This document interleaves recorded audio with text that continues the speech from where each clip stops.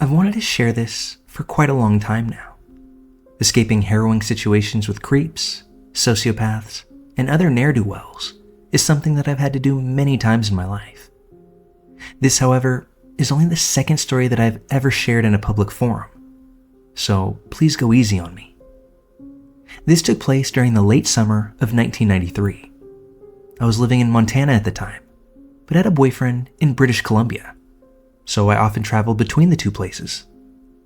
We were broke and carless, so we hitchhiked when we needed to get somewhere further than biking distance. I had spent the month of August with him in BC, and eventually it was time to get back to school. I, of course, not having worked much at all that summer, had no money. My bum-ass boyfriend hadn't come through with any money for a bus ticket either. My parents were mad at me, so they weren't going to cough up any cash. And all my friends were broke as well, but we didn't have a phone to call them anyway.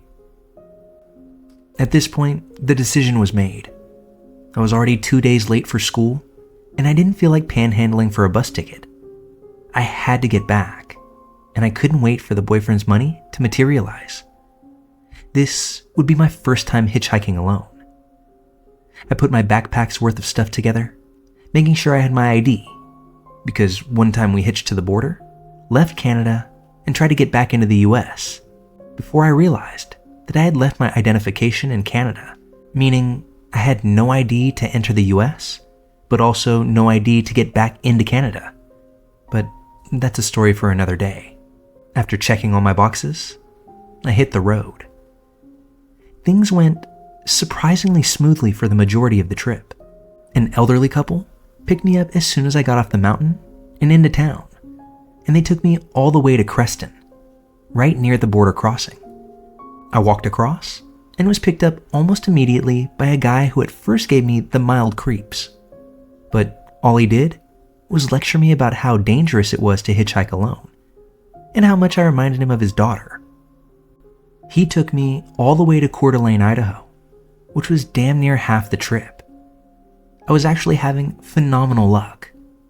I walked to just outside the city limits and stuck my thumb out. An hour went by, then 2. You're often walking really slowly when you're trying to catch a ride, and eventually, I came across a small flap of cardboard. I picked it up, thinking I could walk off at the next exit, borrow a marker at a gas station, and make a sign.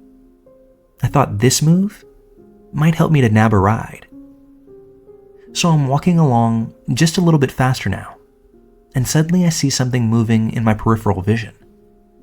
I tense up, look, and see that it's a 2-foot, thin, dark snake trying to get over the cement guardrail to the shoulder.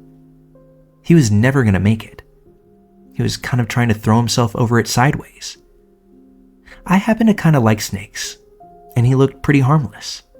So I used my sign as a shovel and pitched him up over the wall. In hindsight, however, I should have realized that the snake was a bad omen. Before I could reach the next exit, a car slowed to a stop. It's always creepy when a car stops and you're walking up to it, trying your best to judge if it's Ted Bundy or just an eccentric like you. My heart always sank a little when it would be a single man, but I soon realized that this guy wasn't alone. There was a kid in the front seat who looked to be between 10 and 13 years old.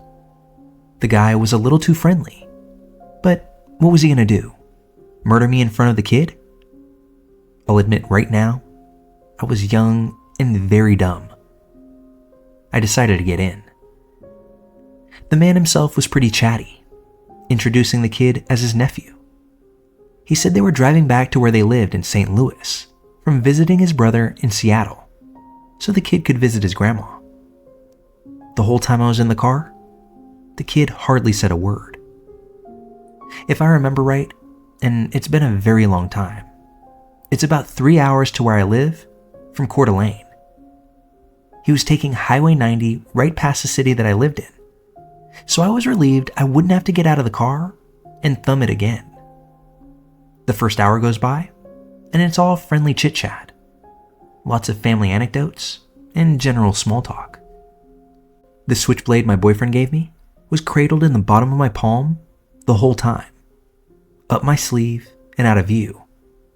But after a while, I began to relax a little.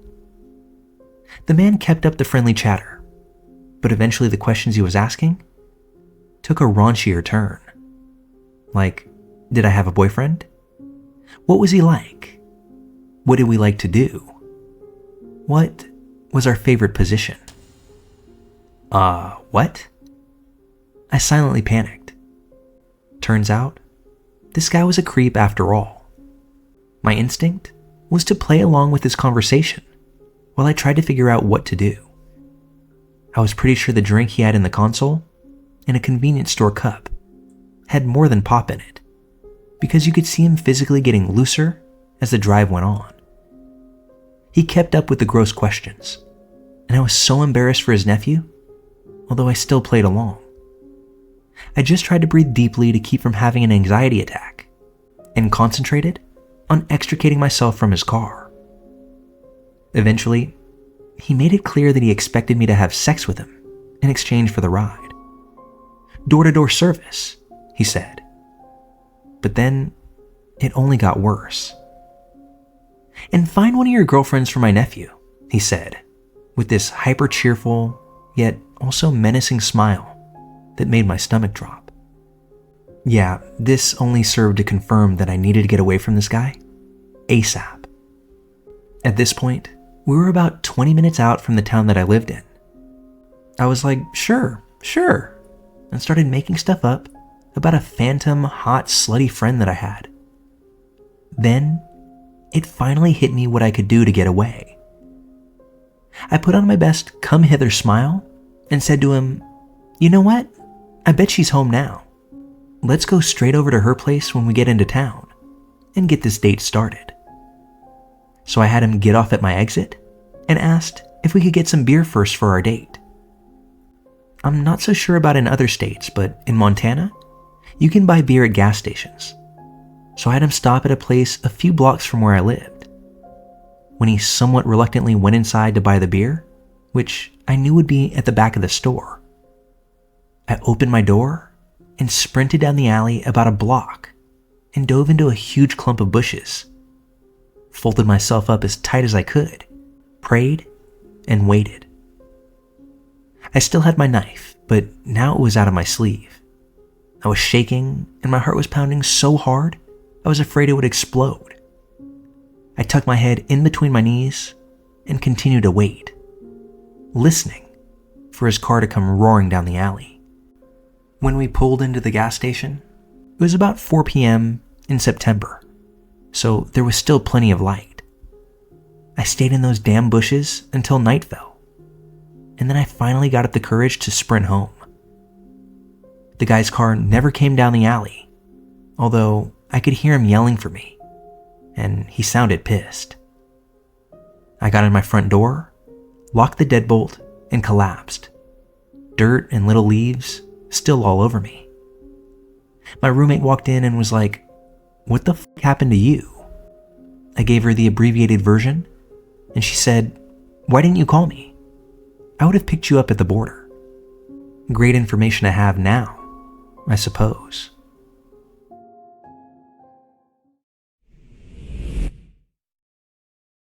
When I was younger, each summer and almost every New Year, my family would pack the car up and go on a road trip to visit family in Mexico. We never had any problems on the road until one particular trip when I was 8 years old. Like every road trip before, we left our home in North Texas at around 6 p.m. in order to reach our destination the next morning. So at around 2 a.m., we crossed into Mexico. And that's when things began to get weird. When you're on the only stretch of freeway in the middle of the desert, you don't tend to freak out about having the same car behind you for miles. It was practically pitch black outside our car windows, the only visible shapes being the dotted stars and the eerie silhouettes of the cacti. We'd been in Mexico for about an hour and a half and still had a few more hours to drive. And I remember sleeping, but still being semi-conscious of what was going on around me, because I didn't really have the skill to fall deeply asleep in the car. So when my mother suddenly spoke my dad's name, I heard her loud and clear. "Miguel, that car behind us. It's been on us since we left Laredo." My dad peeked at the car, shrugged off my mother's tension. A lot of cars use this road. He's probably going to Reynosa or another city, before leaving it at that. Despite his sureness, my mom kept a wary eye on the car behind us. By this time, my siblings and I were hyper aware of the car and entertained ourselves with watching the car through the gaps in the luggage that blocked the rear window.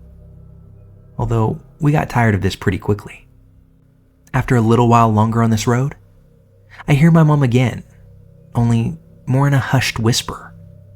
"He's getting closer." In response to my mother's note, all of us kids turned to watch as the car inched closer and closer to ours. "He's too close, Miguel." And she was right. By this time, that car was practically pressed against the rear of ours, and on a lonely stretch of highway in the middle of nowhere, with another few hours until daylight. This was downright scary. We couldn't do much. My dad didn't slow down, didn't stop, and he didn't speed away either. He just drove, and the car followed. The next 30 minutes were the most tense that we had ever experienced as a family. The car would ease off sometimes, only to press its blinding headlights against our rear once more.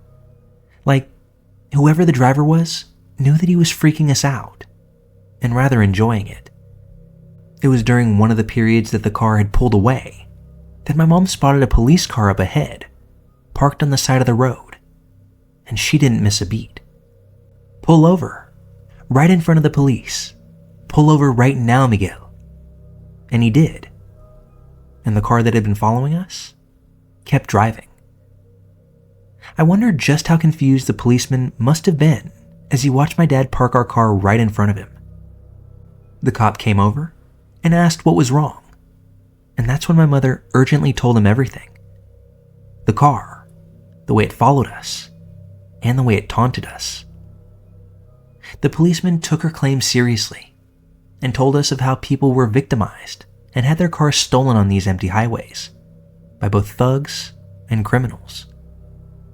Then he offered to drive behind us for a while in order to ward off any unwanted attention and make us feel safe.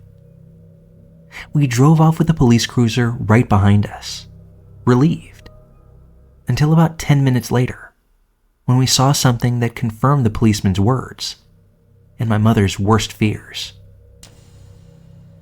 We saw that same car that had been following us pulled over on the side of the road. Only its front end was exposed from behind some sort of desert plant. I'm not a betting man, but I'd wager my last dollar that they were waiting for us. I also don't doubt that that police escort saved us from something terrible. Although what that was, I'll never know, and I'm just fine with that.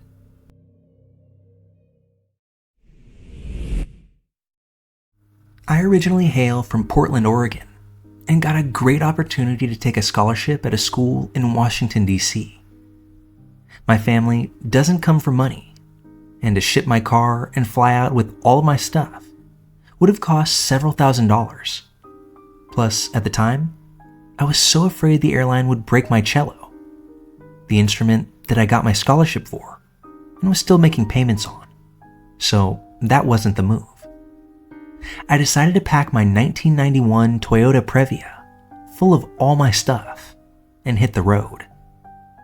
I mapped it out that it would take 4 days if I hustled and cost me around $500 total with gas, eating off the dollar menu, and sleeping in my car. Good stuff. Fast forward one whole day, and I'm like, every single bit of this. I was at a pace of 16 hours a day driving, just starting my second day. There was nowhere good to sleep in my car out in the middle of nowhere that runs around I-90. The only marginally okay place I found was the parking lot of a small hospital somewhere in Missoula, Montana, I think. And it felt so sketchy to be sleeping in my car. Like, I couldn't exactly put my finger on what made me feel some type of way. But the further I got from Oregon, the location that the tags on my car showed that I was from, the more I felt like I drew attention of people. I was just running off of adrenaline, covering nearly 800 miles a day, calling my parents at every rest stop and leaving voicemails on the machine, letting them know where I was. Cell phones were just beginning to be popular, although they were expensive as hell, and I didn't have one. It was physically and emotionally exhausting, and I was so ready to just be at my dorm and sleep in an actual bed again. My car wasn't super old, but it was a flood salvage, and not the most reliable thing. It permanently had some random dash lights stuck in the on position, and I was so afraid that it was going to break down and leave me stranded in the Badlands, or on a barren stretch of fucking nothing. If you've never made this trip, at least at this point in time, you needed to pack cans of gas in your trunk because even with a full tank, it may be several hundred miles before you find your next service stop. I remember driving all day through nothing but literal tumbleweeds, sleeping on the side of the road, waking up and not seeing civilization again for a total of 12 hours worth of driving. Fast forward to Wyoming. I don't remember where, but I think that I was near the South Dakota-Nebraska border. I was running low on cash due to a rock hitting my side mirror and breaking the glass, and I needed to buckle down to have enough for gas. I saw a sign at some tiny church saying, "Free community spaghetti dinner," listed for that evening. And I was like, oh yeah, let's do this. It was a few hours until it started, but I figured I could stop by and introduce myself, help set up, enjoy that sweet spaghetti, and maybe they would let me take a plate to go too. Long story short, it was great. Met some really nice folks and ate some really good spaghetti. Everyone seemed so amazed at my journey. The pastor ended up asking me if I wanted to sleep there for the night. A lady chimes in that they would absolutely find some place for me. A third person chimed in that they had some cots down in the preschool in the basement that I could use. Heck yeah.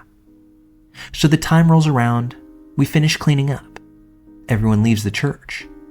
I get shown to my cot. The inherent creepiness of sleeping on a cot in a dark preschool aside, there were no red flags at all. That cot was absolute magic compared to my car. I put a few of them together, made a nest out of pillows, and I was able to stretch out mostly comfortably. I woke up at some point in the night to hearing footsteps. It seemed like they were just kind of wandering around. I sat frozen, holding my breath like, holy what? And then it hit me. I forgot to call my dad and tell him where I was. I was sleeping on a cot in the basement of a church I actually just realized that I didn't even know the name of. Didn't know what town I was in. Nobody knew where I was. And there's some stranger wandering around this dark church. I decided then and there that it was time to leave. I quietly put my shoes on and tried to tiptoe opposite where I thought I heard someone. I felt such anxiety heading into the dark stairwell. I knew that there was probably an emergency exit at the end of the hall in the stairwell, and I decided I would just start running. All of a sudden, I hear someone shout, "Hey," and grab the back of my shirt. I felt their cold hand on the exposed skin of my back, and they ripped the spaghetti strap of my shirt. In some Houdini move that I'm still not sure how I managed, I slid out of the open button down without them being able to grab me again, and I just kept on running. It was too dark to see them or where they came from. I didn't turn around, and I sure didn't look back. Once I made my way outside, I kept running up the hill in the dark. I lost one of my shoes, and I cut my foot on something in the grass. But at that point, I didn't care. I kept running with a single shoe on until I reached my car. Burnt rubber through that entire empty parking lot. I drove until my gas light came on and didn't even get out to refill the tank until the sun was high up in the sky. I don't know who was in the church with me that night. The voice didn't match any of the people that I had met only hours ago. The hand that I felt on my back was rough, calloused, and it seemed to have the strength of many decades packed into each one of its digits. I just know that if they had gotten a grip on me, I wouldn't have made it out so easily.